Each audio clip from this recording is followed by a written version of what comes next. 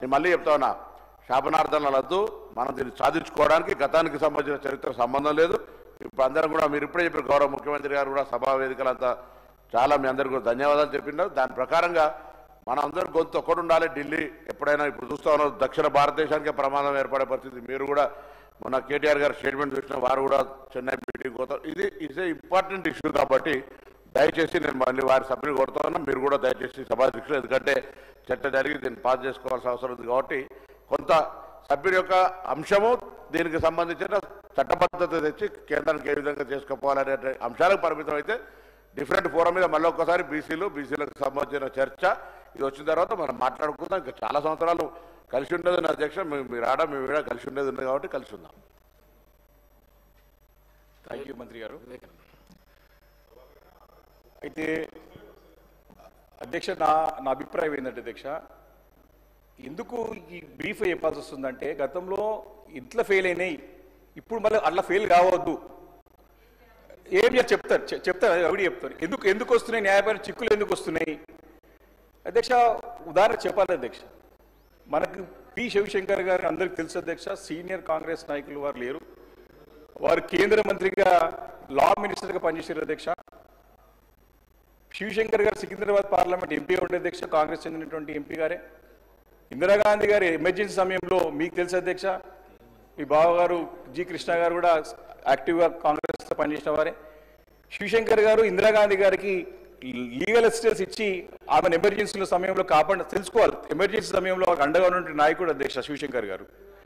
శివశంకర్ గారు పార్లమెంట్లో రాజ్యసభలో అపోజిషన్ లీడర్ ఉన్నారు అధ్యక్ష. వారే ముసాయిదా బిల్ని ఆ రోజు మండల్ కమిషన్ది అపోజిషన్లో ఉన్న మరి విపి సింగ్ గారు అప్పచెప్తే వారు తీసుకొచ్చిన సంగతి అధ్యక్ష. వారు చెప్పినటువంటి మాటలు ఒకసారి గుర్తు చేయాల్సిన అవసరం ఉంది అధ్యక్ష. ఎందుకంటే న్యాయపరమైన చిక్కులు ఎలా వస్తాయి, ఎందుకు వస్తాయి అని చెప్పేసి వారు రాజకీయ అనుభవంతో వారి యొక్క ఆత్మకథలు రాసుకున్న సంగతి ఒకసారి చెప్పారు అధ్యక్ష. అధ్యక్ష 1962లో ముఖ్యమంత్రిగా వచ్చినటువంటి శ్రీ నీలం సంజీవ్ రెడ్డి గారి దగ్గర నుండి బీసీలను ఇతర బలహీన వర్గాలను తమ రాజకీయ ప్రయోజనాలకు వాడుకున్నారు తప్ప వాళ్ళ జీవితాలకు ఉద్ధరించడానికి చేసింది మాత్రం శూన్యం.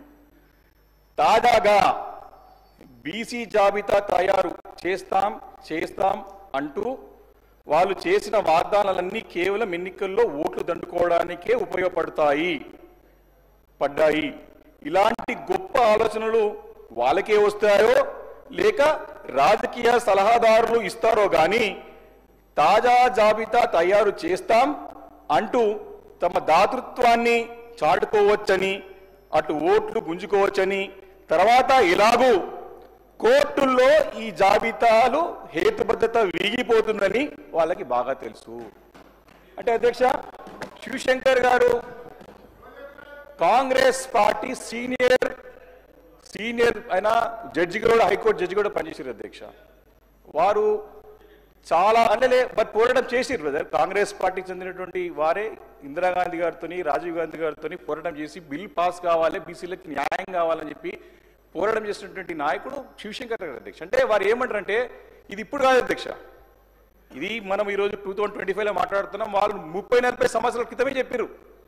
వాడు ఇందిరాగాంధీ గారు చనిపోయిన తర్వాత రాజీవ్ గాంధీ గారికి సెకండ్ నంబర్ 2 ఉన్నాడు అధ్యక్ష ఢిల్లీలో. ఆ రోజు నుండి కూడా న్యాయపరమైన చిక్కులు వస్తా ఉన్నాయి. ఎప్పుడైనా ఎన్నికల సమయంలో ఇది వస్తుంది, మళ్ళీ వెనుకపోతుంది, జాగ్రత్త అని హెచ్చరిస్తున్నారు. దీన్ని జాగ్రత్త తీసుకోమని నేను పుణ్యప్రభాకర్ గారికి నేను హెచ్చరిస్తున్నాను అధ్యక్ష. అధ్యక్ష నేను ఉదయం నుంచి మళ్ళీ చెప్తా ఉన్నాను అధ్యక్ష.